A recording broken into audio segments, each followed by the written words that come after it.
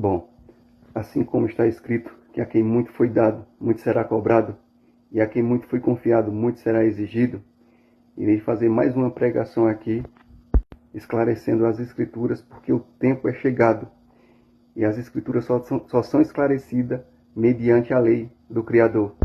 Pois, onde a luz adentra, ela sai clareando e dissipando as trevas, a escuridão. Onde a verdade chega, ela sai arrebentando com a mentira. Irei começar citando essas duas passagens aqui, ó. Mas, talvez, alguém ache que consegue refutar, ou que pode refutar, o que está sendo esclarecido por esse comedor de farinha seca. E se esse comedor de farinha seca fizer-lhes pergunta, esse tal não sairá do canto, porque tudo está sendo esclarecido mediante a lei do Criador. E começando por essa passagem aqui, ó, 2 Coríntios capítulo 3, versículo 8, nada se pode contra a verdade, mas tão somente ao seu favor. Então agora eu vou para essa passagem aqui, ó, de Lucas, capítulo 16, versículo 16. E aqui diz, antes de eu começar, deixa eu falar o que eu já esclareci em pregações anteriores. A lei e os profetas significam a mesma coisa, porque os profetas representavam a lei do Criador. Então vamos lá. Aqui diz, a lei e os profetas profetizaram até Iohanã, você conheceu como João Batista. Dessa época em diante, a orientação a ser anunciada é a boa nova do reino de Yahweh. E agora as multidões ansiosas estão forçando a entrada nele. Agora presta atenção aqui, ó, a lei e os profetas. Os profetas vinham sob o comando da lei. Logo, se os profetas estavam sendo rejeitados, a lei estava sendo rejeitada. Por isso que quando o mestre chega, o comandante da lei, ele é rejeitado, ele já chega rejeitado. E também por isso que este mundo ele está sob sentença de ira. Por quê? Porque a lei do Criador foi rejeitada. E daí, o último profeta, Iohanã, que como disse, você conheceu como João Batista, que é o profeta responsável por anunciá-lo, por preparar o caminho para ele, ele chega, a lei é rejeitada, ele chega rejeitado, ele cumpre a sua missão, que na pregação, na próxima pregação, assim, o Criador permitindo, eu irei falar sobre a missão dele, reforçar ainda mais. Então, ele chega, cumpre a sua missão e levanta apóstolos para dar testemunho da sua lei. E profetas e apóstolos seguiram o mesmo caminho, porque como dito em pregações anteriores, sempre foi a mesma mensagem, o mesmo caminho e a mesma lei para todos. No tempo do fim não é diferente. E por isso que a verdade está sendo esclarecida mediante a lei suprema. E assim, os profetas vinham sendo guiados pela lei e dando testemunho da lei, através do soberano da criação, o herdeiro e comandante da lei do Criador. Igualmente os apóstolos foram levantados por ele, para dar testemunho do comandante da lei, o qual o Criador o escolheu para representar a sua lei e comandar a sua lei desde o princípio. Então também, como mencionado na pregação anterior, quando esses homens abriam suas bocas, profetas e apóstolos, eles derrubavam impérios de mentira. Por isso que eles foram perseguidos, rejeitados, açoitados, presos, porque eles vinham dando testemunho da verdade, a lei do Criador, diante de um mundo perverso e corrompido, regido por forças malignas que se rebelaram contra a lei do Criador, a árvore do conhecimento do bem e do mal, os anjos caídos. E as profecias já foram lançadas pelos profetas, porque se os profetas estavam sendo rejeitados, como dito, eles representavam a lei estava sendo rejeitada. Então, as profecias da ira do Criador foram lançadas pelos profetas. Os apóstolos só iam reforçar ainda mais e caminhar no mesmo caminho, na mesma lei, isto é, na ordenança da lei suprema. Então, o que está sendo mencionado aqui foi o que os profetas ouviram, foi o que os apóstolos ouviram, porque, como disse sempre, foi a mesma mensagem, o mesmo caminho e a mesma lei para todos. Espero que tenha sido compreendida essa questão aqui da lei e os profetas, porque a lei do Criador vinha sendo rejeitada e foi rejeitada. Também irei citar essas duas passagens aqui, ó, que falam com relação ao tempo. Irei começar por Eclesiastes capítulo 3, versículo 1. E aqui diz: tudo tem o seu tempo determinado, e há um tempo para todo propósito debaixo do céu. Tudo tem o seu tempo determinado. Quem determinou esse tempo? O Todo-Poderoso. E há um tempo para todo propósito debaixo do céu. O propósito de quem? O propósito dele, que ele estabeleceu. Tudo aqui foi predeterminado. Já está predeterminado por ele. Porque, como dito, a palavra dele já se cumpre no Éden. E tudo aqui tem que decorrer em direção do que houve no Éden. Que eu já esclareci o que houve no Éden. No Jardim do Éden. Então agora vamos aqui para Atos capítulo 17, versículo 30 e 31. E aqui diz: em épocas passadas, épocas remete-se a tempo. E ao não levou em conta essa falta de sabedoria, isto é, o conhecimento da verdade. Mas agora ordena que todas as pessoas em todos os lugares cheguem ao arrependimento. E isso vai para a missão que foi dada aos apóstolos, que está lá em Lucas, no capítulo 24, versículo 47. Que a missão dada aos apóstolos foi que em seu nome, em nome do soberano da criação, Yahushua, fosse pregado o arrependimento para perdão dos pecados em toda a terra, começando por Yahushua, que você conheceu como Jerusalém. Então o arrependimento é mediante a sua lei, mediante o seu nome. Continuando aqui no versículo 31. Pois ele determinou o dia está relacionado ao tempo, o tempo, que é o tempo da ira, em que julgará o mundo com rigor da sua justiça, por meio do homem que para isso estabeleceu. E, quanto a isso, ele deu prova a todos, ele deu provas a todos, ao ressuscitá-lo dentre os mortos. Essa questão de ressuscitá-lo dentre os mortos eu já expliquei o porquê. Dentre os mortos, porque ele veio perante essa carcaça morta e neste mundo, o mundo dos mortos. Isso aqui é uma carcaça morta devido ao estrago que foi feito no Éden, pela árvore do conhecimento do bem e do mal, os anjos que se rebelaram contra a lei do Criador. Então aqui também no versículo 31, está falando do dia que ele julgará, que é o tempo da sua ira. E por isso está aqui, ó. Ele determinou o tempo para cada propósito debaixo do céu. E a ira é como mencionado na passagem anterior. Por quê? Porque ele determinou a ira. Porque a sua lei foi rejeitada. Aí daí ele vai colocar tudo à prova mediante a sua lei para mostrar quem é que manda e quem é o verdadeiro Criador mediante a sua lei, a lei suprema. Agora, falando de tempo, quando Noé foi desperto, naquele tempo, ali se encontrava-se no engano ou na verdade. Quando Abraão foi desperto, foi retirado da Suméria, da Mesopotâmia, ali se encontrava-se na verdade ou na mentira. Que essas épocas citadas eram tempos em que quem estava regendo eram impérios malignos. Quando Moisés, você conheceu como Moisés, foi desperto diante da terra do Egito, ali a terra se encontrava diante da verdade ou diante da mentira. A história do Egito, reforçando, ela representa o engano do mundo, assim como essas outras que eu mencionei. Os profetas, os demais profetas, foram levantados para dar testemunho dentro de Babilônia. Babilônia é o trono de Satanás, onde é esquematizado engano em cima de engano e jogado para as nações, engano sistemático. Então, quando os profetas iam dar testemunho da verdade, ali, naquele tempo, se encontrava dentro da verdade ou dentro da mentira. O último profeta que vai anunciar o Mestre, preparar o caminho para o Mestre, e ao Hanan, quando ele começa a dar testemunho, quem vigorava ali já era o último império da iniquidade, Roma. Ali se encontrava dentro da verdade ou dentro da mentira.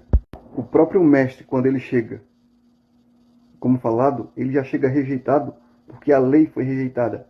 Então, quem estava vigorando ali era a mentira ou a verdade? E dentro da cidade dele, a cidade que continha o seu nome e o nome do Todo-Poderoso, já estava tudo corrompido. Que quando ele vai dar o testemunho dentro da sinagoga, ele não só é expulso de dentro da sinagoga, ele é expulso da cidade que vinha com fundamento, porque já estava tudo corrompido pelo último império da iniquidade, como dito, é Roma. E assim, ele levanta apóstolos para dar testemunho da sua lei, e os apóstolos são o quê? Rejeitados. Mas os apóstolos estavam dando testemunho da lei. Então quem estava sendo rejeitado era a lei suprema. Então, as escrituras mencionam que no tempo do fim será como no tempo de Noé. Quando Noé foi desperto, ali estava sob o engano ou sobre a verdade? Então, o fim será como no início da época de Noé, onde ali estava tudo corrompido. E que as escrituras ainda falam que a iniquidade iria se multiplicar. E como aqui está tudo pré-determinado, como dito, o Todo-Poderoso Yahweh é aquele que anuncia o início de todas as coisas e o fim dela. Só que o fim é o início com o seu povo restaurado. Porque assim também está escrito: aquele que começou a boa obra há de terminá-la. Então também espero que esteja compreendido aqui, que ele determinou tempo para cada propósito. Até o propósito de deixar o engano devastar, para que ele mostre o seu poder em cima dos enganadores. E assim vem acontecendo em épocas. Época de Noé, época de Abraão, época de Moxa. Irei também mencionar essas duas passagens aqui, porque eu já falei sobre que as escrituras, elas não são a lei do Criador, elas dão testemunho da lei do Criador. E quando se fala da Torá, as pessoas pensam que é o livro que é a lei. Não. As escrituras dão testemunho da lei. Então eu vou ler aqui, Yohanan, capítulo 5, versículo 39 e 40. E aqui diz: declarou Yahushua: vós examinais as escrituras porque pensam que nelas vocês têm a vida eterna. Ou encontram a vida eterna, vou encontrar a vida eterna. E são as escrituras que testemunham ao meu respeito. Testemunham sobre a lei que ele comanda. Continuando, versículo 40. Contudo, vocês não querem vir a mim para terem a vida eterna, que é mediante a lei do Criador, o qual ele é o herdeiro e comandante desta lei. Porque quando tudo estava sendo criado pelo seu intermédio, estava sendo patenteado, e ele recebe essa patente da lei.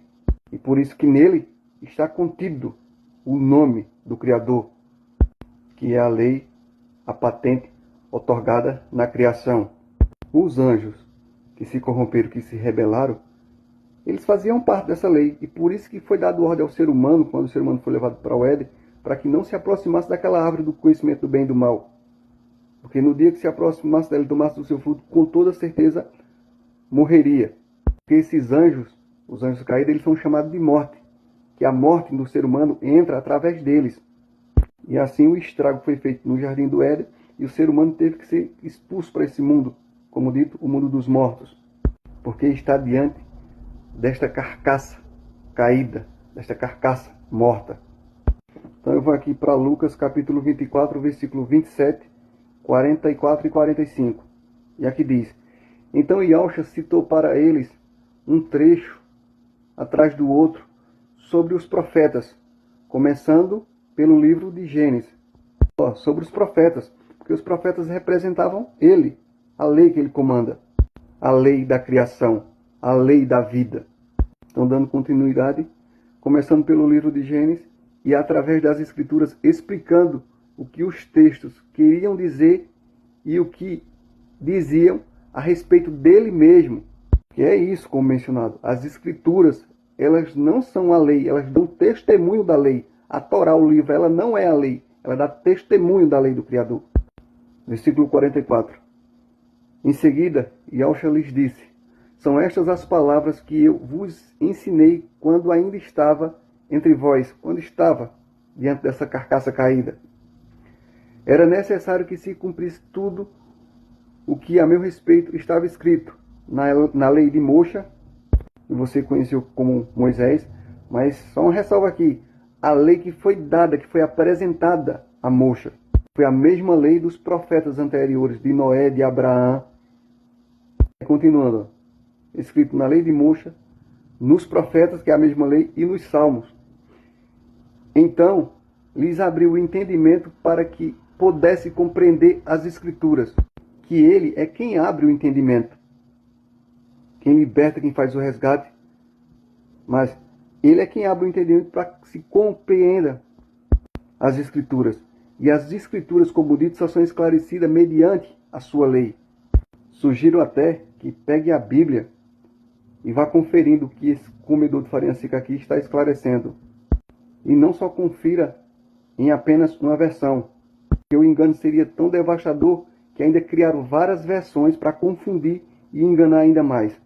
E assim, mediante a lei do Criador, irás conhecer o que é as Escrituras, o que é a palavra do Criador. Irás conhecer o caminho da verdade. Mas é sugerido que se esvazie, porque se trata de alimento sólido. Então, espero também que esteja ficado claro que as Escrituras, elas não são a lei do Criador. A Torá não é a lei do Criador. Ela dá testemunho da lei do Criador. No caso, o livro, a Torá, ela não é a lei do Criador. Ela dá testemunho da lei do Criador. Dá testemunho dele, o soberano da criação, o herdeiro e comandante da lei suprema. Que é ele que vem libertando e resgatando o seu povo desde o início, devido ao estrago que foi feito no Éden. E vale ressaltar isso aqui também, que Moshe, vê-lo na sua forma esplendorosa, na sua forma de majestade. E daí também, por isso está escrito, que quem vê o Filho, vê o Pai, porque o Filho, ele representa o Pai. E assim também está escrito, que toda plenitude do Pai habita nele, o Filho, o soberano da criação, o grande rei, Yahshua. E para finalizar a pregação, irei mencionar essa passagem aqui, de Yohanan, capítulo 15, versículos 18, 19 e 21. E aqui diz: declarou Yahshua aos seus discípulos: se o mundo os odeia, tenha em mente que antes odiou a mim. Se vocês pertencessem ao mundo, ele os amaria como se fosse dele. Todavia, vocês não são do mundo, mas eu os escolhi e os libertei do mundo. Por isso, o mundo os odeia. Versículo 21. Tratarão assim vocês por causa do meu nome, pois eles não conhecem aquele que me enviou. Por quê? Porque ele veio em nome do Pai, em nome da lei suprema, o qual ele é o herdeiro e comandante desta lei. E o que é que aconteceu, como mencionado no início da pregação? A lei foi rejeitada e jamais ele se manifesta fora da sua lei. A lei a qual ele é o herdeiro e comandante dela, a lei da vida. Meu coração transborda num belo poema. Eu dedico a minha obra a um rei. Minha língua é a pena de um escriba habilidoso. És o mais belo dos filhos dos homens. A graça escorre dos teus lábios, porque Yahweh te abençoa para sempre. Cinja a tua espada sobre a coxa, ó valente, com majestade e esplendor vai, cavalga pela causa da verdade, da pobreza e da justiça. Tendes a corda do arco, tornando terrível a tua direita. Tuas flechas são agudas, os povos submetem-se a ti. Os inimigos do rei perdem a coragem. Teu trono é do Criador para sempre, eternamente. O cetro do teu reino é cetro de retidão. Amas a justiça e odeias a impiedade. Eis porque há o teu Criador